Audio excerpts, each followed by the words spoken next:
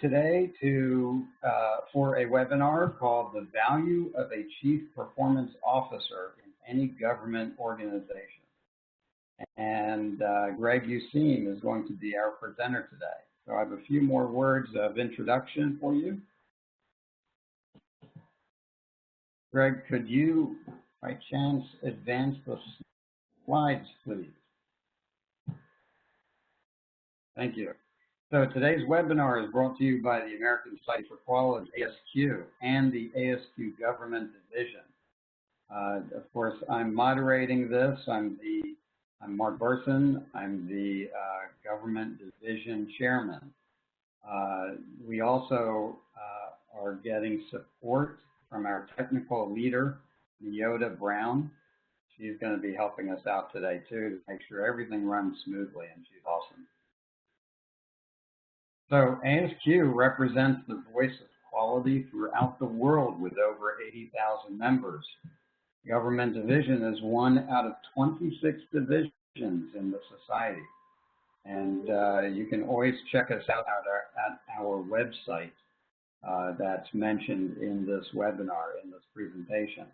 The Government Division is a community of practitioners focused on quality and performance improvement for federal, state, local, and international governments.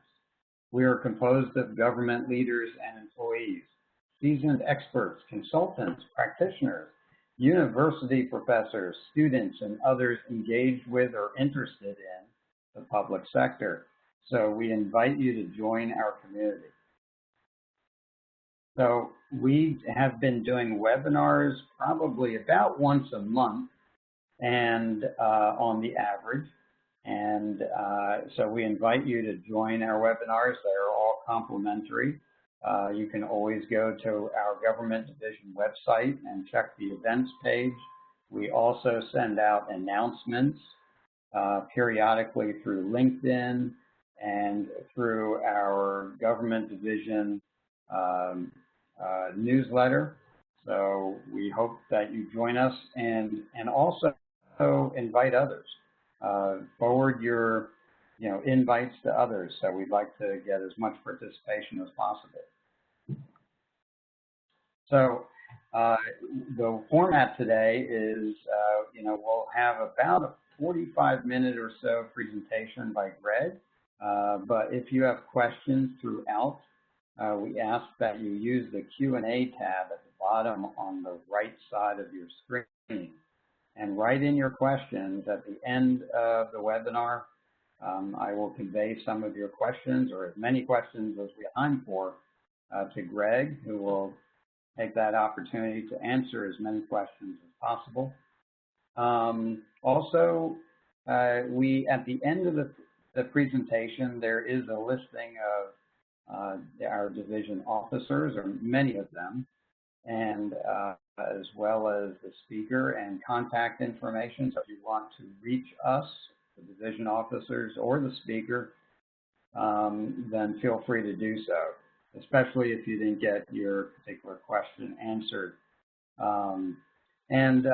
Usually we post our presentations after the event, typically within a few days of the webinar.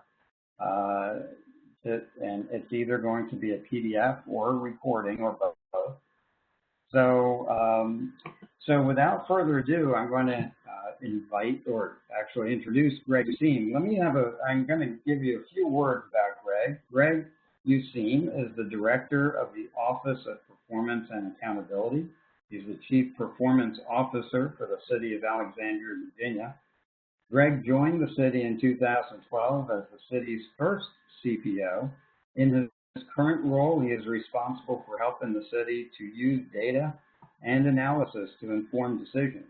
Prior to joining the city, Greg served as the Budget Director for Wake County, North Carolina, and the Planning and Accountability Officer for Prince George's County, Maryland. Greg is also a regular contributor on data and analysis for professional organizations.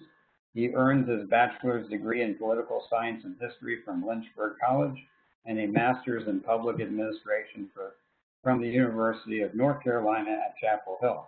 Greg is also the co-founder and coordinator for the Mid-Atlantic StatNet, a consortium of governments working to advance data-driven government. And Greg is also an officer on the ASQ Government Division Leadership Council. So without further ado, I'd like to introduce Greg Useem. Thank you very much. I'm looking forward to your presentation. Thank you, Mark. First, can everybody hear me? Mark, can you hear me? Good, great. Okay, well, thank you all for joining us today. I'm excited to talk about the value of a Chief Performance Officer, as well as what we are doing here in the City of Alexandria, Virginia. So let's jump into first just a little bit about the city.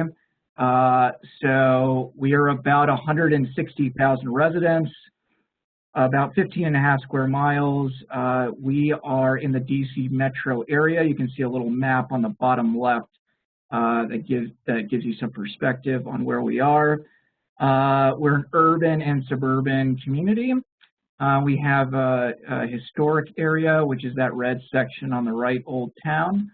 And we're an independent city, which means that we operate both regular city services as well as county services, so like the human services, sheriff's office, those sorts of things. So about my office specifically, so we were founded in 2012. We are a separate department in the city. We have a very, very large office. There's myself and 2 analysts. We've got a budget of about just under $500,000. Staff and analysis software are our largest costs. Our analysts have a wide range of skills, typically able to do process analysis, data analysis. Usually they have an MPP or something similar like a data science or sometimes MPA kinds of background or degrees. And we serve as essentially the internal consultants for the city, mostly focusing on data and process analysis with the goal to inform decisions at all levels of the organization. Okay, so one of those items I mentioned was measurement, which for us, we're trying to answer this question: how are we doing as a city? And so part of our role in the organization is to help the organization identify measures and monitor those measures and collect the relevant data so that we can answer that question. It's sort of like having that dashboard on your car so that we can know generally, again, how are we doing? There's also a transparency function for the measures, sharing them with the community. And so let me jump into that and give you a few examples of measurement. Okay, so one such example, which is certainly apt to today, is my office is part of looking at what is going on with COVID in the city. And my department does a number of things in this area, but we are essentially a support department for our Emergency Operations Center. And we are tracking a number of indicators which gets discussed at our regular situational awareness meeting that's held with senior leaders inside the government to know what is happening. And this visualization I've got up here is something that we also share with the public as well. And so that all of this helps us understand what's happening, in this case with COVID, and help us start to think about ways in which we can address the COVID situation. So another example here, again, looking at the caseload of COVID. And then what I also want to bring up here is that there's a number of things that we also do internally to help the organization not just look at cases, but we're also paying attention to things like mask usage, how quickly we're bringing masks and other sort of personal protective equipment, and helping the organization start to think strategically about ordering decisions and figuring out, as we all slowly start to reopen, what those needs may look like into the future. So another example of measurement is something that is more internal. So in this case, what you're looking at is a business intelligence dashboard that we helped our Transportation and Environmental Services Department put together. And so what you're seeing here is looking at a number of citizen requests, or 311 is a typical way cities gather this information, or counties.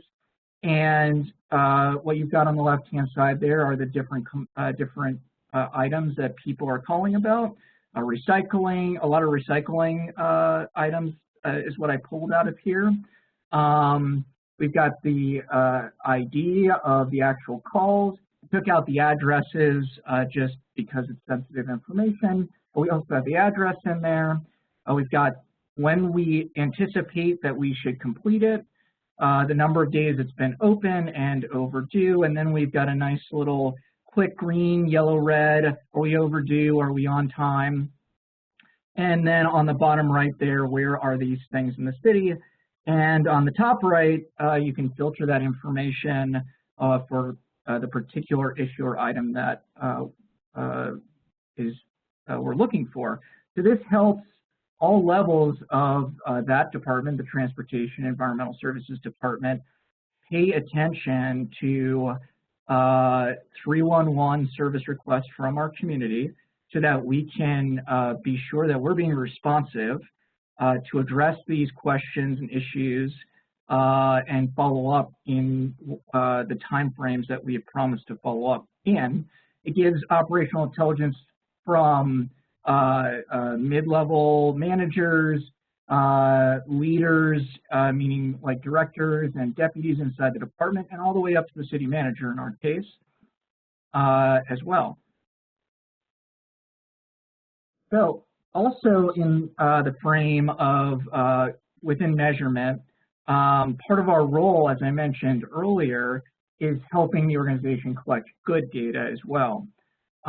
So one of the ways that we do that is we conduct rigorous scientific surveys. This is a random sample survey, which actually I'm presenting tonight at City Council. But the community survey is asking a variety of questions about how residents feel about the services that we provide. And it also, through our partnership with the National Research Center, we're able to compare that data against national, local, and regional local governments. And that helps us get a good picture on what our community is saying about our service delivery. And so you can see there in the blue, that means that people have similar views as other jurisdictions. The green means we are higher, and if I had snapped a little bit a different place, you'd have some purple, which shows that we're lower in some places as well. This is particularly handy when we're looking at things like those last two there, public parking and traffic flow. Certainly, those are areas that we should improve, as public resident opinion on that is fairly low, but it gives us some good context in that we're similar to our competitors. So that gives us some good information around that. So a question that I get all the time is how do we move this, or how do we get good data into measures? And there are so many ways in which you can do that. Our approach has been essentially we're getting data from three locations, sort of generally speaking. One is the all-important spreadsheet, of course. People keying that data in to a spreadsheet regarding what's happening. Obviously, there can be challenges with that regarding data quality, but sometimes it's the only method that you have. Public data like U.S. Census is another key piece of data for local governments about what's going on. And then finally, a system of record. So a data system that's tracking, financial data or our 911 calls or any other number of things. So then we move that data in an ETL or extract, transform, load process into a central data repository. So you've got nice flat tables that are ready to be read and used that then we can turn into measures or dashboards. Okay, so the next part of this, then once we have an understanding of how we're doing, the next question is, well, how do we get better or how do we improve? Analysis is all about understanding what the data tells us and developing insights and recommendations on getting better. If measurement is that dashboard on your car, like I mentioned earlier, then analysis is like when that check engine light is on and you want to dig deeper into what's going on, and so you take your car to the mechanic. In my case, that means that, yet again, I didn't screw my gas cap on tight enough. But, it is an important step to go from just measuring to making decisions, is understanding what's happening behind the scenes. Now, topics come to us from a number of places. Department heads, department managers, city manager's office, city council, or even my office, who notices measures going the wrong direction or some other issue or challenge that's in the organization. So I want to share with you two examples of that. So one of these examples is Vision Zero, which is a national initiative that's about eliminating killed and serious injuries from vehicle crashes.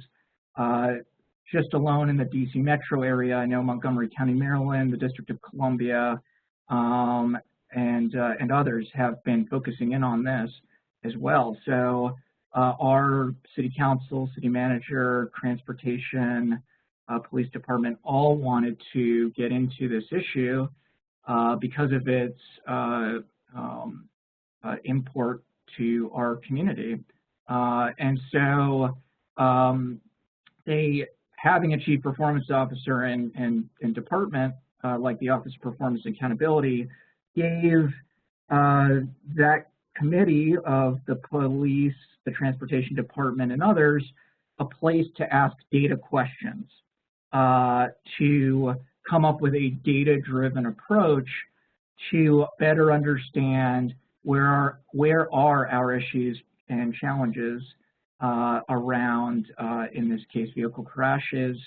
And so we conducted a full analysis of our police department data and other data sets, and really tried to figure out what were some drivers that we could give back to the police department, transportation department, to help them make better decisions, to implement a variety of strategies to hopefully reduce killed and serious injury crashes. So this is one of many of those parts of the analysis. So what you're looking at here is essentially how fast people were going when someone was killed or seriously injured, and you're looking at a standard box plot there, and looking at essentially it says, the faster you go, the more likely you are to be killed or seriously injured in a crash. While that's not necessarily something that, while that seems like that's a logical conclusion, it is helpful to have data to put around it to better understand and confirm and validate that that actually is happening. And so a number of strategies the city either is considering or has implemented to mitigate this includes reducing speeds on streets. So then the next is looking at just locations. Where are we seeing these crashes occur, and also where people are getting hurt and killed? This is a map of Alexandria with where those different where crashes are and killed and serious injuries occurred, and so it helps us better understand where there are potential infrastructure issues that we need to address, or other issues that we need to think about. So this is a good starting point to further deep dive. So we came up with, from this and a whole bunch of other data and analysis, which you can see the full report on our website at alexandriava.gov/performance. We came up with 10 key findings that are everything from where high-risk areas are to road infrastructure issues, which has helped and continues to help our police and transportation and other begin to apply solutions and strategies around this issue. The next item here is, so then fitting in measuring that as well. So what is then going on with crashes? And this dashboard is up on our website today. And again, it's at that website I mentioned earlier, alexandriava.gov/performance. And both the city is monitoring it, and as I mentioned, it's up on the web for folks to interact with and see what's going on with our vehicle crashes. And you can see there are drop downs to drill into a variety of things, as well as lots of different kinds of breakdowns happening. So, this is showing when crashes occur, what kind of crashes are we talking about, what is the year of the crash, etc. Okay, so the last analysis that I want to share is probably one of the largest impacts my office has had, which was around fire station placement. So there was a budget proposal requested by the fire department to add a new station to the city, and that can be a very expensive endeavor, purchasing land, equipment, etc. Before they proceeded, we were asked to look at this with our fire department and our good partners at our GIS division. And in looking through all the data, what we basically found is that essentially we could have almost the exact same travel time from our stations to the incidents if we shifted some stations to the west, which is what those little arrows are showing there with the circles. And we would end up saving almost $55 million over 20 years. So that is something that certainly having an office like mine to really dig into the data, to really figure out what is going on, and to think innovatively and creatively can certainly be helpful to any organization. So in Alexandria, or let me back up, sorry. So something that I also get asked a lot is who exactly does what. There's a lot of things I've been talking about. So the data, the measurement, the analysis, to implement what comes out of this work. And so I think it's important to understand that there are a lot of folks working together here. So the data itself, the underlying data, certainly is a combination of our IT department and departments. They own the systems, own the entry, own the process. And I did say earlier that my department plays a role in that. And what we do is we really help guide discussion, help set up process when we're asked, and review data that comes out of systems, because we don't always think about how a data system is set up, and then the data and how that data will ultimately get used in measurement or analysis. So then in the measurement side, the performance office works very closely with departments to develop those measures. We see that as a collaborative effort. They need to find those measures as valuable and less as an accountability tool and a gotcha tool. And so we help, we collaborate with them to guide and support them through that. On the analysis side, that is a lot of the performance office, but we collaborate with the departments because we are the data and process analysis experts, but the departments are the subject matter experts at the end of the day. So we might be seeing something in the data that is wrong to our eyes, but the department may tell us, hey, actually, that's a normal process that you're just seeing in the trends. And then the implementation of a recommendation is their department's responsibility. They're charged with their delivery of service improvement, and as an internal consultant, we are handing that off to the department. That doesn't mean we give it to them and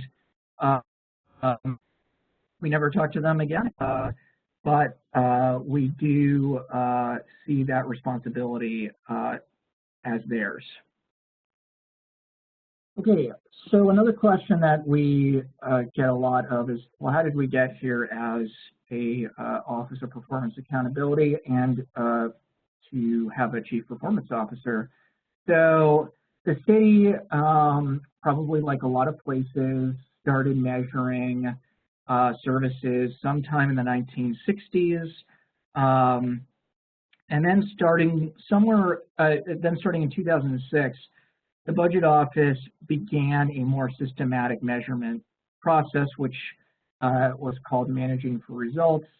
And while it had a lot of great bones, and it was it's a program that's nationally recognized and known, the problem was the Budget Office was simply just too busy doing budgeting. So the focus on measurement and analysis and improving city services simply was, they needed additional support. A new city manager came into the city, and as part of that, he established my role and the office as well. So then we started a systematic performance system. We had a city stat-like process, which we called AlexStat, which the idea there was to have measures, have regular meetings, talk about those measures in the meetings, and identify areas to either go and further analyze or improve. We used object models, strategic planning. We even had a small amount of money to encourage innovative ideas. Lots of success. There's also some challenges with that approach. And then in 2015, essentially there was a new city manager, and while the new city manager, who is our current, found that approach to be one that he felt was useful to the organization, he also wanted to change how we did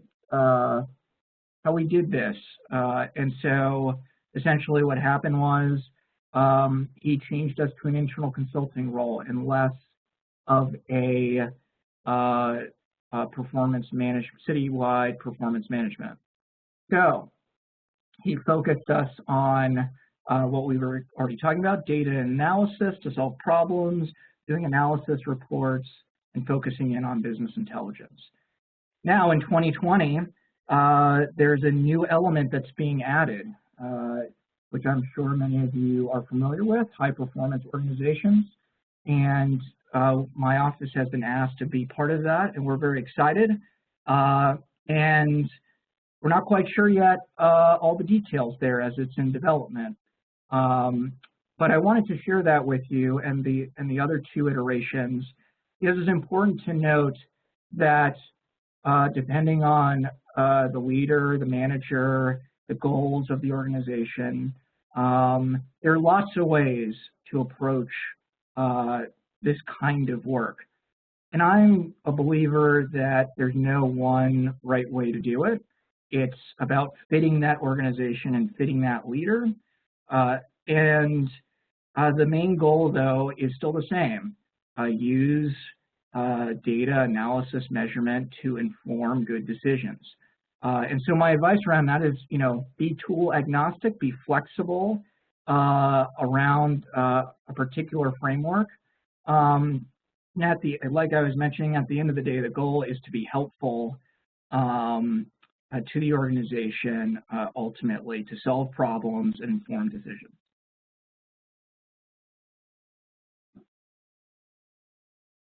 Looks like sorry.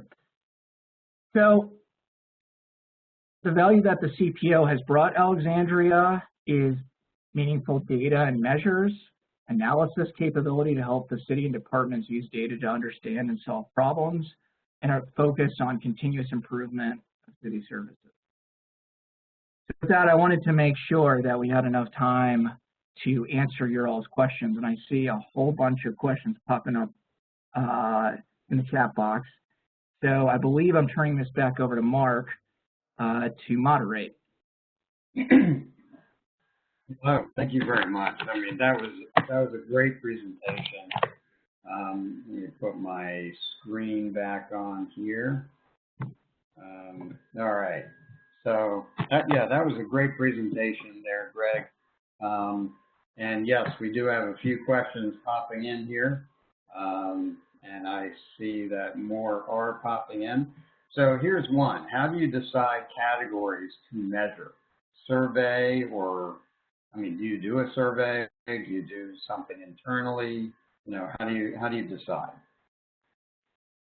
So in Alexandria, and I encourage others as well that ask me this question, I always start with what is the question that people want to know. So it's not, going back to the survey, it's not, do we want to do a resident survey or not? It's, do we want to know what our residents think about our service delivery? If that's the question we're trying to answer, then of course we're going to go and conduct a resident survey. There's just simply too much data, too many departments for us to chase everything down, and quite frankly, no one would really be interested in everything we found anyways. So at least for me, in my opinion, I think it's better to start with a research question. What is it that you want to know?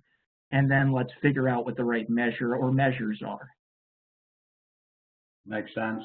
How do you begin to help a department? Are they requesting your team's resources? Are you directed by higher-ups to target one area or another or something else? How does this interplay with a department's willingness to use your data? Well, the answer is all of those things are true at the same time.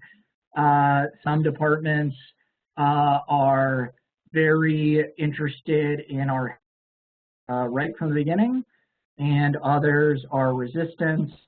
And we do have a lot of questions from the city council and city manager office as well. It's a real combination of things. When we originally got started, right when we began, I really focused on those folks who wanted our help. I, built relationships. I asked a lot of questions. How can we help you? The biggest benefit that we gave people is to say, listen, I'm here to give you additional capacity and capability to help solve that issue, that question, that problem that has been vexing you. What is that? What can I do to help you? And after we did one or two, folks started to see more and more our value. We started to get more.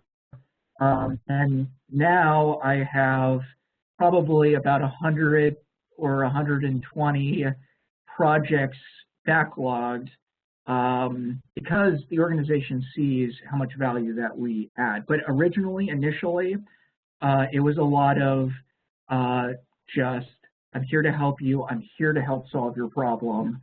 And it's back to that first question of, what do we see our role as? If we're here as a gotcha group, departments pull a little bit away from us because we're not here to help them. The more that we said we were here to help them, the more that they wanted to engage with us and work with us. Makes total sense. How is continuous improvement driven throughout the various departments if the onus is on the departments for implementation? Yeah, that's a terrific question. And in my role here, as well as in my previous role in Prince George's County too, I've seen multiple versions of how do you encourage continuous improvement. And we can set up follow-up, making sure recommendations are implemented. We have, watched measures go up and down by having, those regular meetings, city stat or AlexStat meetings to pay attention to that, or any number of other solutions I'm sure everybody out there is more or less aware of. I think the question is, back to what I said earlier, what is it that you want, or what does the organization itself think is going to be an effective approach? To us, we see a lot of value in providing the information, supporting and coaching and guiding, and then enabling the department to make the decision at the end of the day. There certainly is a trade-off there, meaning that it is on that department to then make that decision. When we were in the old city stat style, it wasn't that way. We checked, we watched indicators, we checked recommendations implemented, but there was a little bit of a challenge around that, which was people then didn't want our help because they felt that we were going after them a little bit. So it's it's a double-edged sword to some extent, and you just have to find the right balance in your organization. Maybe I missed something you said, Greg. Did you say that you are holding periodic meetings to check or to look at data with user agencies, or was that stopped? That used to happen in the city, and we made a transition from the city stat style to an internal consulting style. Got it. Okay.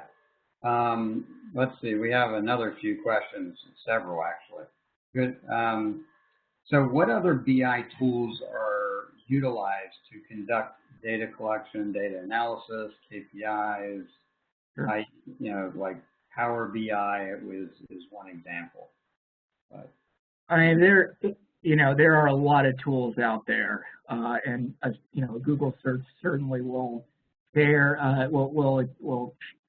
you a ton of information on what's out there. The City of Alexandria, we use Tableau software.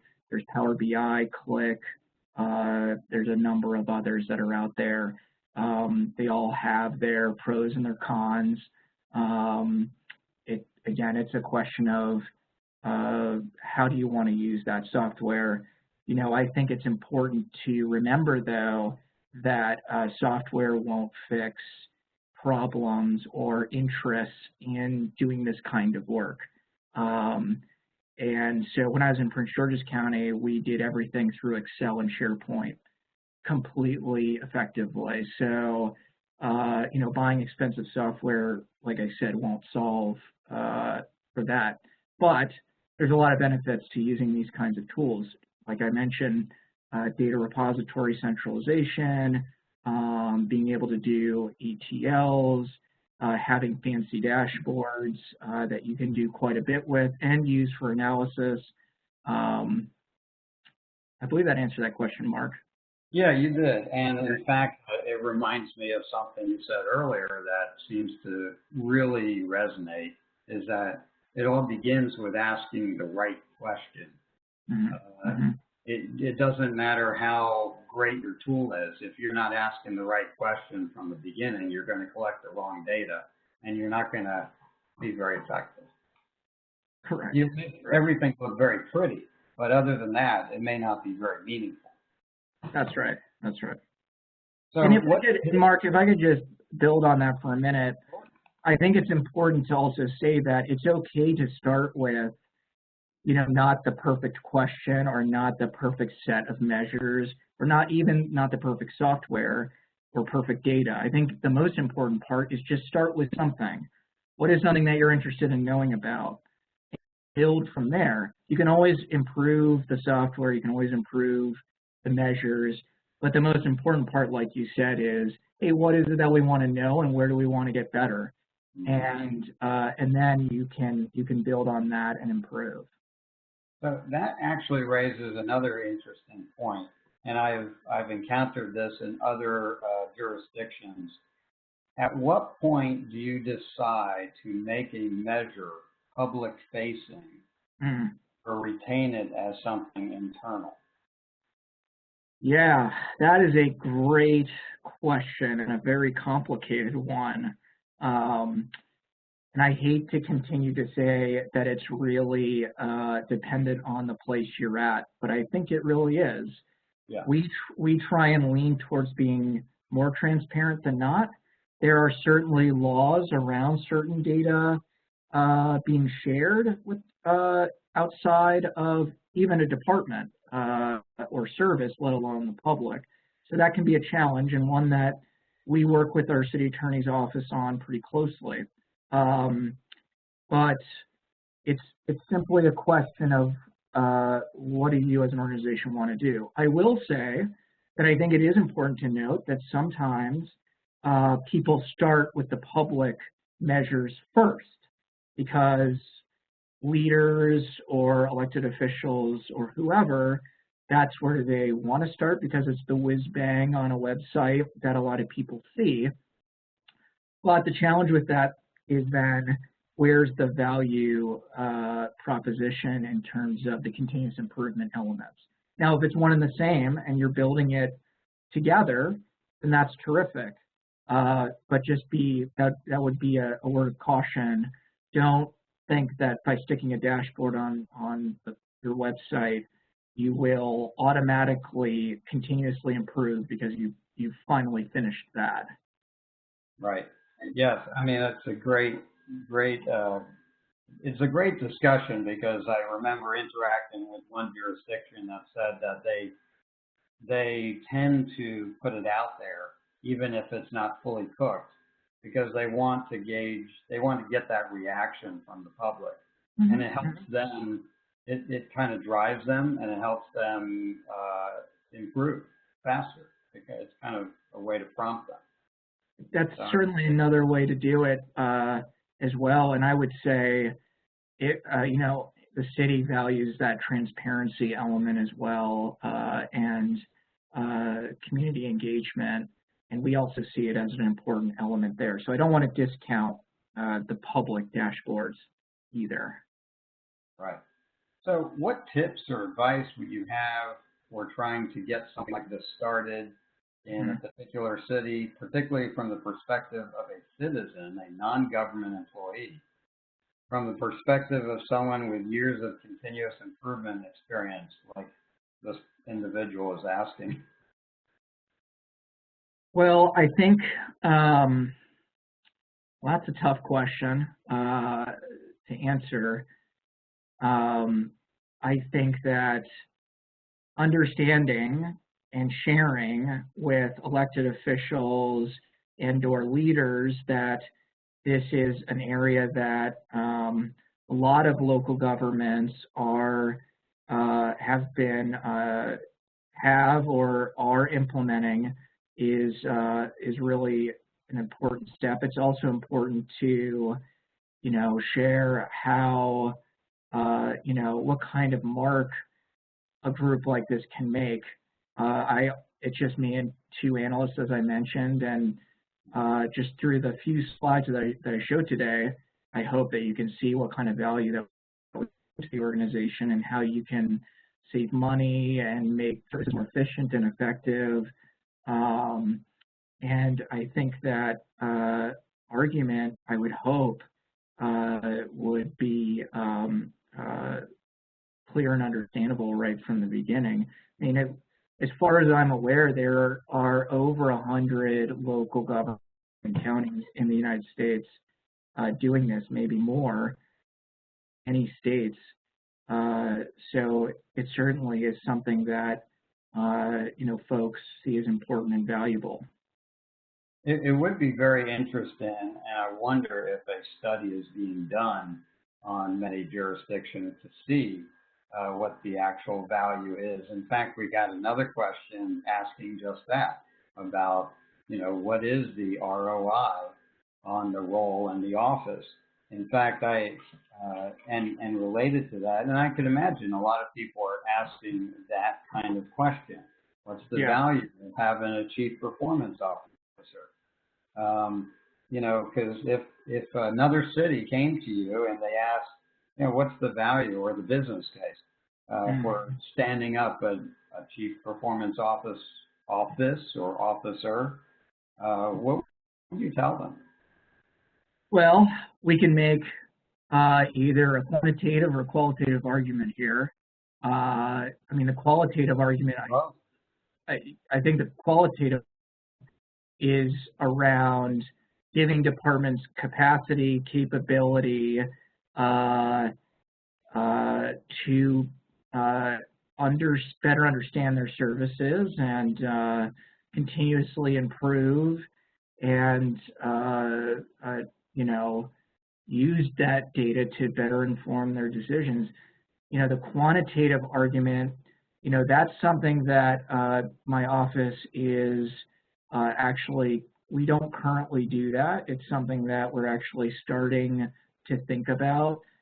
People like the City of Denver, the Peak Academy folks there, they do a terrific job. They have a whole dashboard on their website talking about how much money they save and how much impact they have had. And that's actually something that we're currently considering.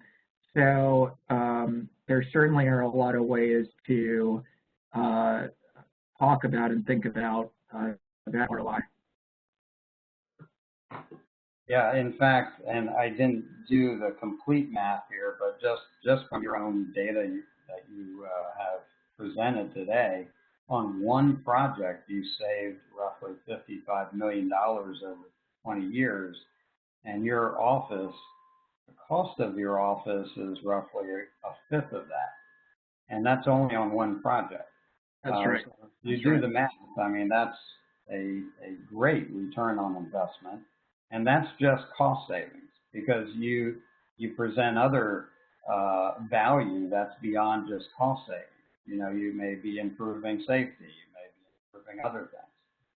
That there may not be a dollar savings per se to it, or maybe it's not as clear.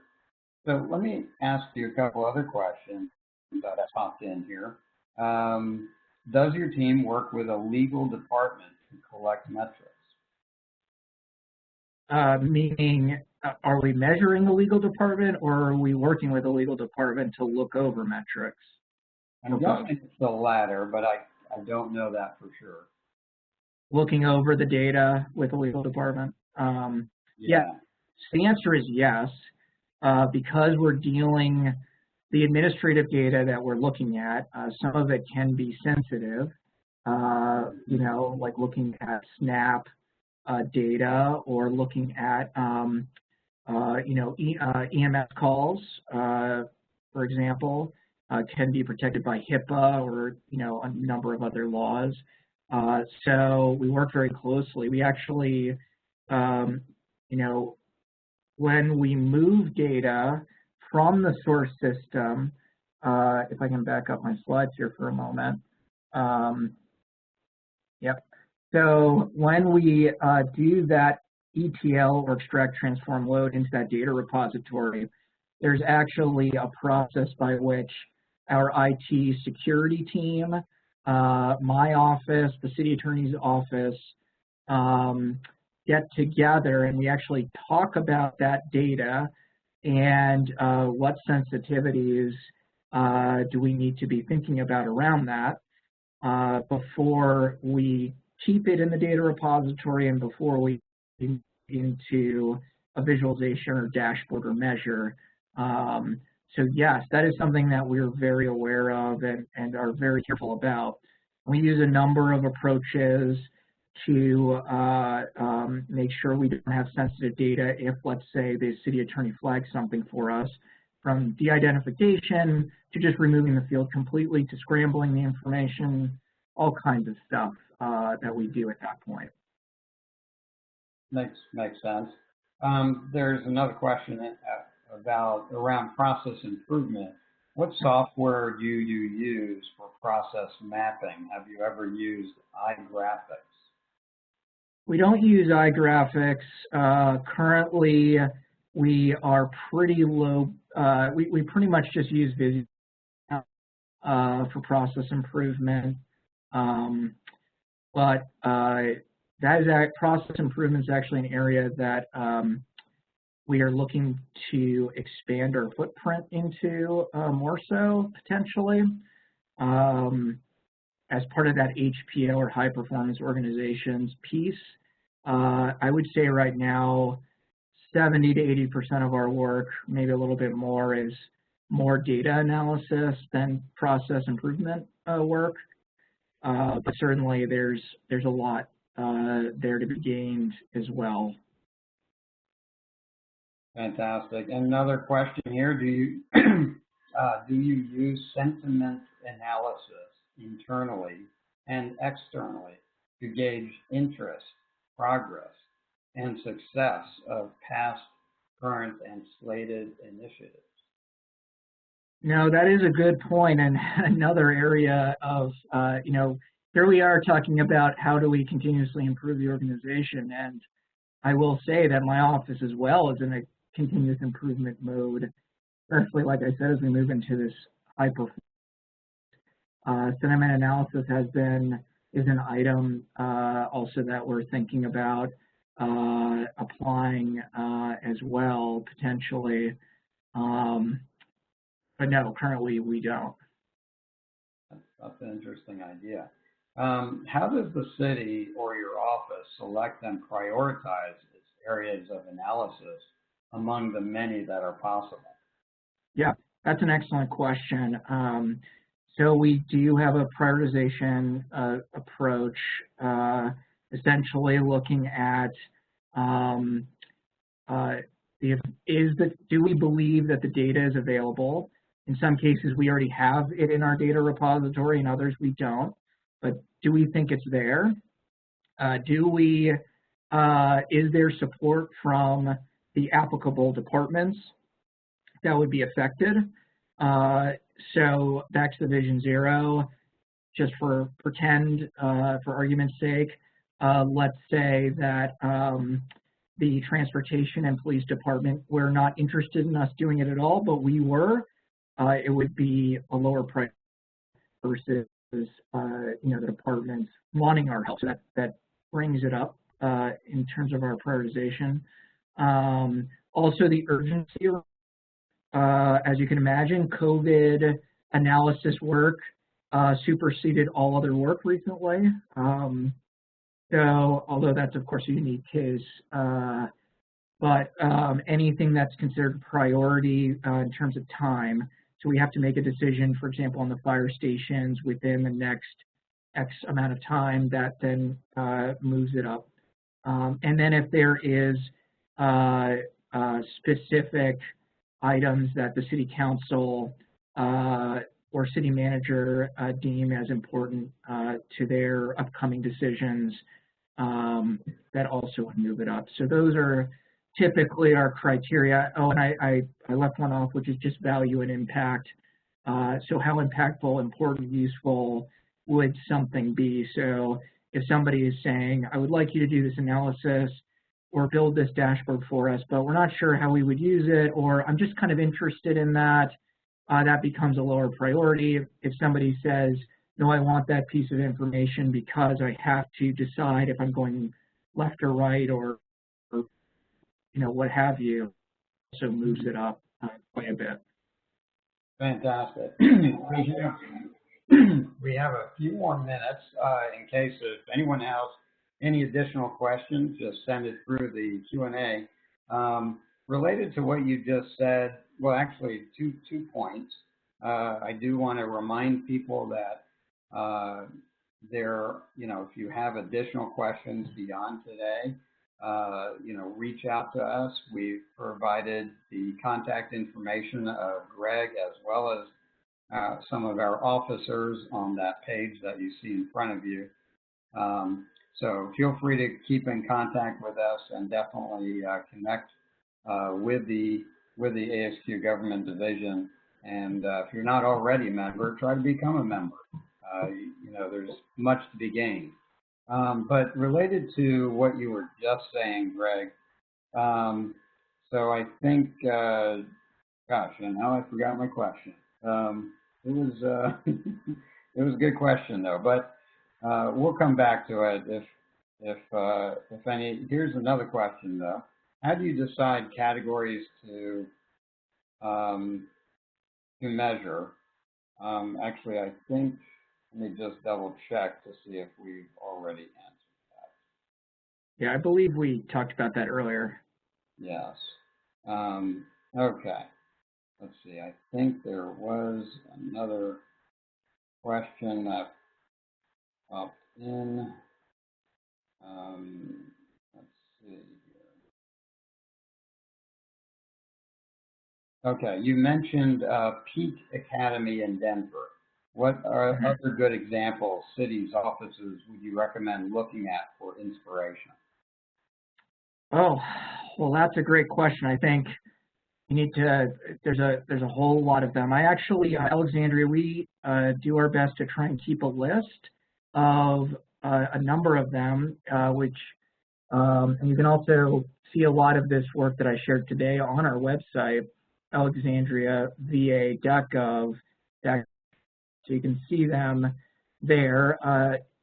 There are a lot of folks out there. If you're looking for that process improvement, Lean Six Sigma type of place, Denver certainly is one of those places. Chattanooga, I believe, too. Montgomery County, Maryland, here in the DC Metro, does quite a bit of good work around analysis, stat, also that Peak Academy approach. Baltimore City has been doing this for a very long time, and does excellent work. I could go on. So many folks out there, doing good work. The place I used to work, Prince George's County, Maryland, still doing a lot of good work. Chicago, New York City, Los Angeles, San Francisco, Albuquerque, King County, Washington, Seattle. I can go on and on. There are so many out there. I think the the notable part about them all is how different they are and how everybody is approaching using data and analysis and process improvement in different ways that fit their organization and to enable success. So there are a lot out there. And that, as you said, is on your website. It's so available. Yeah, we try and keep a list. I'm not saying it's comprehensive you know, I'm sure it's still missing some. So if you know of some, we would love for you to send us a message as well. But we do try and keep a list on our website. I know other membership groups also have lists. I believe International Managers does, as well as others used to. So there are a number out there who do have lists of jurisdictions out there. But quite frankly, Googling, you know, key terms, you know, performance, you know, city or county, certainly provides a pretty comprehensive listing, I'm sure, as well. Well, Greg, I want to thank you. I mean, this presentation was fantastic. I think, you know, the attendees today benefited a lot from being here and listening to you and benefiting from the Q&A session, which was fantastic. And I just really appreciate your time. I mean, I think it went very, very well. And so we are out of time at this point. And just let's stay in contact, all of us. We are a community. And so let's remain in contact and continue to help government do great things. So with that, I want to thank you again, Greg. And I hope everyone has a great afternoon, evening, morning, wherever you are. Take care. Bye-bye.